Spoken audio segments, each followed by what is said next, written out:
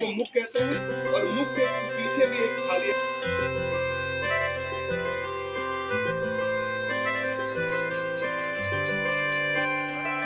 ना अटकेंगे ना भटकेंगे, पढ़ने लिखने में हम तेज रहेंगे। हल होंगे सवाल भाषा गणित के, रास्ते बिल्कुल आसान लगेंगे। श्वसन तंत्र के बारे में जानेंगे। हम सभी ये बात पहले से अच्छी तरह से जानते हैं कि हमारे लिए श्वसन कितना जरूरी है। कभी कभी हम श्वसन को केवल सांस लेना ही मान लेते हैं और हम ये कहते हैं कि हम वातावरण से या वायुमंडल से ऑक्सीजन को लेते हैं और कार्बन डाइऑक्साइड को निकालते हैं, यही श्वसन है। लेकिन आज हम लोग इससे कुछ और ज्यादा जानेंगे। ठीक है, श्वसन क्यों जरूरी है, श्वसन में हम कौन सी गैस लेते हैं, कौन सी गैस बाहर निकालते हैं, कौन कौन से ऐसे अंग हैं जो हमें श्वसन में मदद करते हैं, और वो सारे अंग जो हमें श्वसन में मदद करते हैं वो मिलकर के एक तंत्र बनाते हैं जिसको हम श्वसन तंत्र कहते हैं, जिसको हम श्वसन तंत्र कहते हैं। देखो वहाँ व्हाइट बोर्ड पर हमने लिख रखा है ना, मनुष्य का श्वसन तंत्र। क्या? वहाँ हमने कुछ अंगों के नाम लिखे हैं जो हमें श्वसन में मदद करते हैं। जैसे पहला नासा छिद्र, दूसरा नासा, तीसरा श्वास नली, चौथा श्वसनी, पांचवा सस्लिका, छठा और सातवां फेफड़े और आठवां। देखो बेटा, हमारा मुख्य जो श्वसन अंग है वो है फेफड़ा। क्या है? देखो बेटा, यहाँ हमने एक श्वसन तंत्र का चित्र बना रखा है, इसको सभी लोग ध्यान से देखो, है ना। देखो अब हम ये हमारा श्वसन तंत्र है। क्या है? हमारा श्वसन तंत्र है। ये नाक है ना, हमारे नाक में छोटे छोटे छिद्र होते हैं जिनको हम बोलते हैं नासा छिद्र। कितने होते हैं? 2। नासा छिद्र बेटा पीछे जाकर के एक गुहा में खुलते हैं जिसको हम नासा गुहा कहते हैं। नासा गुहा, फिर आगे जाके बेटा ये मुंह है ना, इसको मुख कहते हैं, और मुख के पीछे भी एक खाली स्थान है जिसको हम मुख गुहा कहते हैं।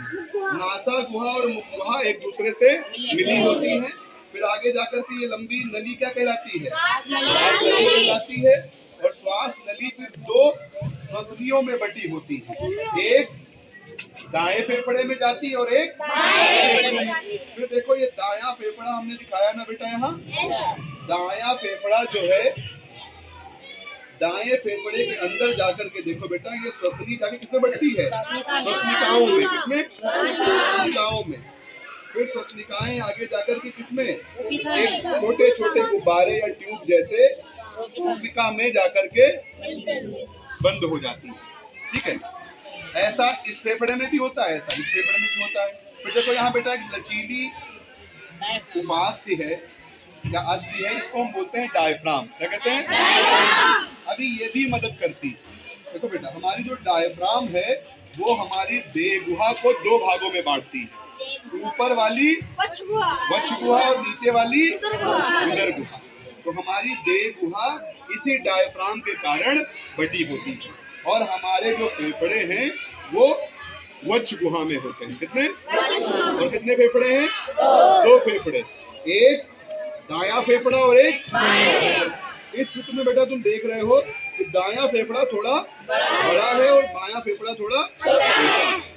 बायां फेफड़ा बेटा थोड़ा छोटा इसलिए होता है कि बाईं तरफ ही हमारा वक्ष गुहा में ही हमारा हृदय होता है, इसलिए बायां फेफड़ा दाएं फेफड़े की अपेक्षा थोड़ा छोटा होता है। ठीक है, ये सारी चीजें मिलकर के हमारा श्वसन तंत्र बनाती है। अब बच्चों हम लोग ये देखेंगे कि कैसे हम सांस लेते हैं, यानी हमारे फेफड़े काम कैसे करते हैं, कैसे ऑक्सीजन इन नासा छिद्र से होकर के, देखो ये ऑक्सीजन का रास्ता लिखा है ना, ऑक्सीजन कहाँ आएगी? नासा छिद्र में, फिर नासा छिद्र से, नासा गुहा से, श्वास नली से, श्वसनी से, श्वसनिका से कूपिका में। ये कूपिका तक का रास्ता ऑक्सीजन के आने का है। फिर बेटा ये किस कूपिका से भी ऑक्सीजन आगे जाती है, ये बात अभी हम आगे पढ़ेंगे। तो यहीं पर हम बच्चों सीख लेते हैं कि ऑक्सीजन का नासा गुहा से, नासा छिद्र से होकर के बेटा कूपिका तक आने का रास्ता ये यहाँ है। और फिर इन फेफड़ों में कार्बन डाइऑक्साइड आई है। कौन आया है? कार्बन डाइऑक्साइड कहाँ से आई है? कोशिकाओं में, कोशिकाओं से आई है, जहां वो भोजन के जलने यानी भोजन के ऑक्सीकरण या जारण के फलस्वरूप बनी है। और इन कोशिकाओं से फिर कार्बन डाइऑक्साइड को बाहर निकाला जाएगा। और कार्बन डाइऑक्साइड किस रास्ते से जाएगी बाहर? नहीं, कोशिका, कोशिका से श्वसनिका, श्वसनिका से श्वसनी, श्वसनी से श्वास नली, श्वास नली से नासा गुहा, नासा गुहा से नासा छिद्र से ये फिर बाहर वातावरण में निकाल दी जाएगी। यानी जिस रास्ते से ऑक्सीजन आएगी उसी रास्ते से कार्बन डाइऑक्साइड वापस जाएगी। ठीक है, चलो अब इसको हम लोग बेटा देखते हैं कि कैसे हमारे फेफड़े काम करते हैं। देखो बेटा यहाँ हमारा ये हमने चित्र बना रखा है ना, ये इसमें आपको क्या दिख रहा है? इसमें देखो ये नासा छिद्र दिख रहे हैं और ये जाकर के नासा गुहा और मुख गुहा दिख रही है और फिर ये श्वास नली है। फिर आगे जाकर के यहाँ खाली स्थान है ना बेटा, इसको हम क्या कहेंगे? वक्ष गुहा। क्या बोलेंगे? वक्ष गुहा। यानी ये डायफ्राम है, डायफ्राम से नीचे देह उधर गुहा है और ये वक्ष गुहा है। और हमारे फेफड़े कहाँ होंगे? इसी में। अब ये देखो बेटा हम लोग देखेंगे कि हमारे फेफड़े कुछ इस तरह से होते हैं। किस तरह से? इस तरह से होते हैं। अभी लोग ध्यान से देखो, इस तरह से होते हैं। और हमारे फेफड़े काम कैसे करते हैं ये वाली बात हम लोग जानेंगे। ठीक है, देखो बेटा हमारे फेफड़े बहुत ज्यादा स्पंजी, लचीले होते हैं। क्या? यानी जो आसानी से फूल जाते हैं और संकुचित हो जाते हैं, फूल जाते हैं और संकुचित हो जाते हैं। और इनको फूलने और संकुचन में मदद करती है ये डायफ्राम नाम की उपास्थि। क्या? ये लचीली हड्डी मान लो, इसको लचीली हड्डी मान लो। ठीक है, अब हम देखो कैसे काम करते हैं। ये डायफ्राम है बेटा, पहले तुम इसको ऐसे समझ लो कि ये डायफ्राम है। हम मान लो ये हम यहाँ हटा नहीं सकते, फिर इसको ऐसे कर सकते हैं। ये एक लचीली पाइप है, ठीक ऐसी होती है। अब ये लचीली पाइप बेटा जब नीचे आएगी, पहले जब देखो ये ऊपर जाएगी, बताओ जब ये लचीली पाइप ऊपर गई डायफ्राम तो वक्ष गुहा का आयतन कम हुआ कि ज्यादा? कम हुआ। बहुत अच्छा। जब ये नीचे आएगी तो ज्यादा होगा। यानी ये डायफ्राम जब बेटा ऊपर नीचे जाएगी तो इस वक्ष गुहा के आयतन में बदलाव होगा। ऊपर जाएगी तो कम पड़ेगा और नीचे आएगी तो ज्यादा। अच्छा, जब ये ऊपर जाएगी और यहाँ फेफड़े होंगे तो ये फेफड़े दबेंगे ना। यानी देखो बेटा जब ये डायफ्राम ऊपर की तरफ जाएगी, किधर? ऊपर की तरफ जाएगी तो वक्ष गुहा का आयतन कम हो जाएगा और यहाँ जो फेफड़े होंगे वो दब जाएंगे, है ना। जब ये नीचे आएगी तो आयतन ज्यादा हो जाएगा और ये जो फेफड़े यहाँ हैं इनको फैलने का स्थान मिलेगा।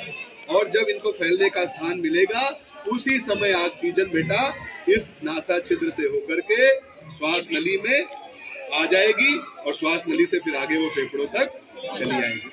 इसी को बेटा हम लोग इस देखो मॉडल से करके दिखाते हैं। अब देखो इसको ऐसे जी, ये देखो हमारे फेफड़े हैं। ये मान लो देखो यहाँ हमने 2 रंग के दिखाए हैं लेकिन हमारे फेफड़े 1 रंग के होते हैं। ये लाल वाला फेफड़ा मान लो, कौन सा फेफड़ा है? कौन सा फेफड़ा है? दाहिना है। कौन सा है? दाहिना है। और हरा वाला फेफड़ा, तो लाल वाला गुब्बारा थोड़ा बड़ा दिख रहा है ना, हमारा दायां फेफड़ा थोड़ा बड़ा होता है, बायां थोड़ा। ये जो लाल नीचे लाल रंग का एक गुब्बारा लगा है बेटा, इसको हम मान लेते हैं कि ये हमारी डायफ्राम है। क्या है? डायफ्राम। अभी देखो जब हम इसको नीचे खींचते हैं देखो गुब्बारे फूल गए ना। जब नीचे खींचते गुब्बारे फूल जाते, ऊपर पिचक जाते हैं ऐसे नीचे खींचते हैं, फूल जाते हैं, ऊपर करते हैं, पिछड़ जाते हैं। इसी तरह से बेटा हमारे फेफड़े काम करते हैं। सांस ऊपर से नीचे आती है और नीचे से ऊपर जाती है। जब ये हम नीचे खींचते हैं तो फेफड़े भर जाते हैं। इसमें कौन सी गैस भरती है तब? ऑक्सीजन। फिर ऑक्सीजन आने के बाद कहाँ चली जाती है? कोशिकाओं में। कोशिकाओं में क्या बनता है? Carbon dioxide. कैसे बनती है? क्योंकि वहाँ भोजन वहाँ जलता है, वहाँ उसका जारण होता है, और भोजन के जलने से क्या क्या बनता है? कार्बन डाइऑक्साइड और ऊर्जा निकलती है। ऊर्जा का उपयोग हम लोग कार्यों में करते हैं, और कार्बन डाइऑक्साइड फिर इन्हीं फेफड़ों में भरती है, और जब डायफ्राम ये ऊपर जाती है तो फेफड़े दब जाते हैं और ये ऑक्सीजन बाहर की तरफ निकल जाती है। ये डायफ्राम बेटा जब नीचे आएगी तो देखो ये वक्षगुहा का आयतन बढ़ेगा ना, और फेफड़ों को फूलने का स्थान मिल जाएगा। जब ऊपर जाएगी तो वक्षगुहा का आयतन कम होगा और फेफड़ों को दबना पड़ेगा, और संकुचित होने के बाद ऑक्सीजन तेजी के साथ बाहर। तो इस तरह से हमारे फेफड़े काम करते हैं। अब बताओ, श्वसन में हम कौन सी गैस लेते हैं? कौन सी गैस लेते हैं? ऑक्सीजन किस रास्ते से अंदर जाती है? नासा गुहा। फिर नासा गुहा से श्वास नली से श्वसनिकाओं में, श्वसनियों से फिर जो कार्बन डाइऑक्साइड बनी है बेटा, कार्बन डाइऑक्साइड कहाँ बनी है? कोशिका में। किसमें? कोशिका की माइटोकॉन्ड्रिया में। वो कहाँ आएगी? कौन लाएगा वहाँ से? रक्त लाएगा। और ये कार्बन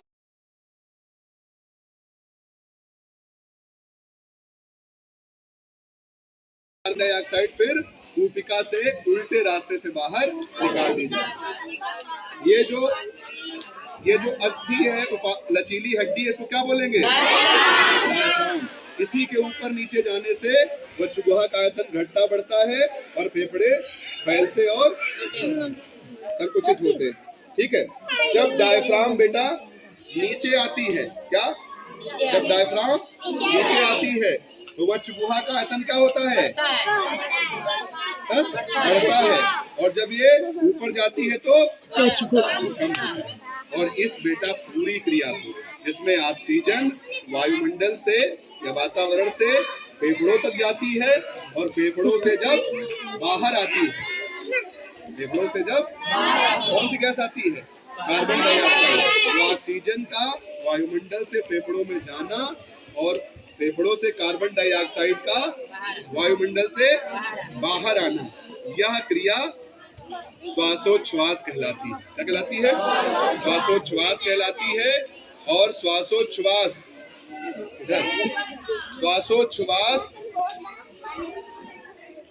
श्वासोच्छ्वास बेटा एक भौतिक क्रिया है। श्वासोच्छ्वास एक भौतिक क्रिया है ना। और फिर ये ऑक्सीजन जो कूपिकाओं में है वहां से कहाँ जाती है? खून में घुलकर, रुधिर में घुलकर के कोशिकाओं में जाती है, और कोशिकाओं में कार्बोहाइड्रेट का जारण होता है, वो वहाँ ऑक्सीकरण होता है, और कार्बन के ऑक्सीकरण से कार्बन डाइऑक्साइड बनती है और ऊर्जा बनती है। वह क्रिया श्वसन कहलाती है। यानी श्वासोच्छ्वास एक भौतिक क्रिया है और श्वसन एक रासायनिक क्रिया है।